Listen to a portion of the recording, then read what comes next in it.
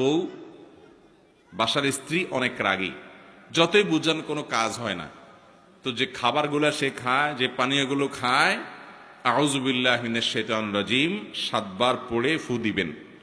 আবার দেখে দেখে যেন না ফেলে, খবরদার।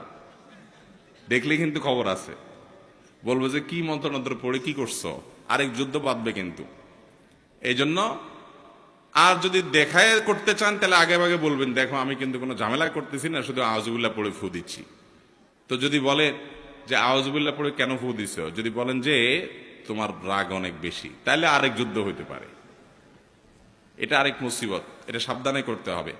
একই কথা পুরুষদের বেলায়ও, মহিলারা পুরুষদের জন্য আমলটা করবেন। বাচ্চাদের জন্য এই আমলটা অনেক বেশি উপকারী। যেটা বলছিলাম শুরুতে, আজকাল বাচ্চারা সব ক্রেজি হয়ে গেছে। সব বাচ্চা দেখবেন ঘরে ঘরে ক্রেজি। ক্রেজি বুঝেন তো, মানে সব রাগী।